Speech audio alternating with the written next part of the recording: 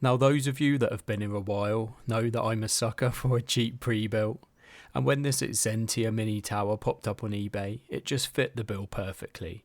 But what are we going to do with it? Well, try to play some games on it obviously. My name's Andy and this is AndysTech, and yes, it's time for another cheap sub £100 PC video. Now I've told a slight lie, I've actually got plans for this little system. I've not just brought it for its sleek modern styling, but more on that later. So what do we have here and what did I pay for it? Well, apart from the obvious and quite honestly terrible Exentia M80X mini tower case, I mean this thing has just had a personality bypass. Beneath the Coke can fin exterior, there's actually some potential. We have an Asus A320 Motherboard, which although is a basic board, we're on the AM4 platform, and this means it can be BIOS flashed to take the latest 5000 series Ryzen processors. But don't get too excited here, there's not a Ryzen beneath that whopper of a cooling solution. We actually have a little Athlon A10 9700. This is a Bristol Ridge 4-core 4-thread APU solution from AMD released in 2017.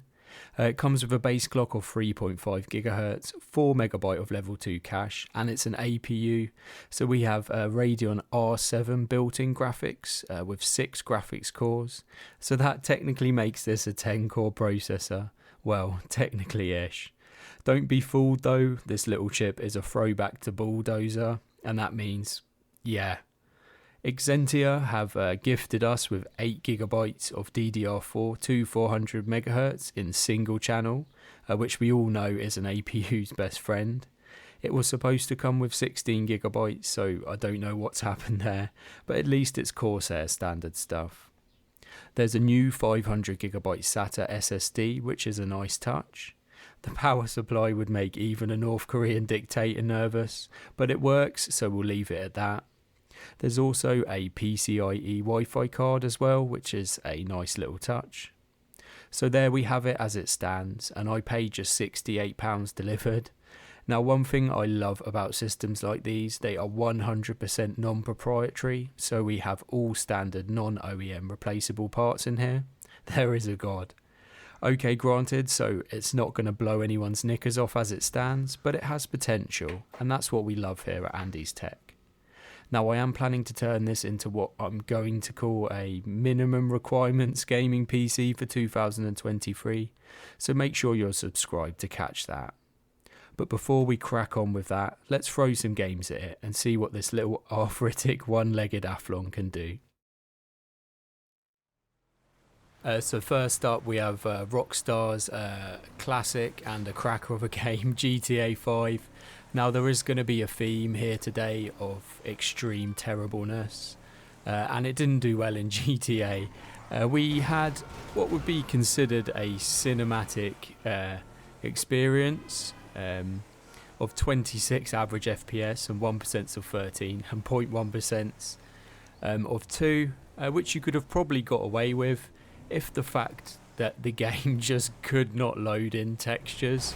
I mean, at one point there was just whole bits of the city missing.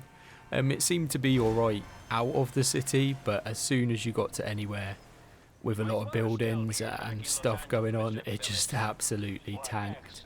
Now some of this is probably to do with the single stick of RAM, and it would probably help it out a little bit with dual channel RAM, but alas we only have single channel RAM. It came with single channel RAM. So that's what we're running with. So moving on, I think, to CSGO. And at 720p with the low settings here, it didn't go great either, to be honest. We had an average of 35 FPS with 1% of 20 and 0.1% of 12. It was just all over the place, and to be honest, it's probably one of the worst CSGO experiences I've ever had, I think. I don't think I've ever seen 30 FPS in CSGO, even on a GT 210, but that might be a lie. But yeah, again, single channel RAM here is just probably not helping.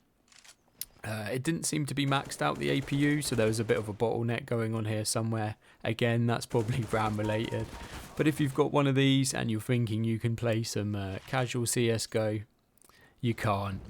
So now, in my search for a playable game on this system, we stooped to the depths of World of Tanks. Now here we went to 1080p with medium settings, and we just nearly got a 60 FPS experience with 59 average FPS. The 1% were okay with 34, but the 0.1% were 5, and there was a big stutter every now and again. So yeah, we're still not quite there. So last, I've gone to Half-Life 2. Now this is a sort of go-to title when all else fails and nothing else will run. And actually it was quite surprising here. 1080p medium settings with a 148 FPS average, 1% of 87 and 0.1% of 66. So we found a game that we can play on this little system. But quite honestly, Half-Life 2 can play on an old black and white Nintendo or my granddad's watch. So that's not really saying anything. So really, if you happen to have a system like this and you want to play some titles from 2006 or before then, you should be good to go. But that's kind of every single PC out there made in the last 15 years can achieve that. So yeah, not great. So that didn't go well, and to be honest, that was kind of expected. I really brought this system for the potential it has with a few upgrades to make a solid budget gaming PC. I am though still quite amazed at what you can pick up for next to no money. I mean, we're on the AM4 platform with a 500GB SSD, a Wi-Fi card, DDR4 RAM, and all for 4th gen Optiplex money. The Athlon is an abomination though. So thank you for watching the video, and I think you're going to love what I'm going to turn this little system into, so please stay tuned for that. Please leave a like and a comment down below and give me your thoughts on this system. I'd also love to know what you think the minimum is going forward in terms of 1080p 60fps gaming in 2023. Take care as always, God bless, and see you in the next one.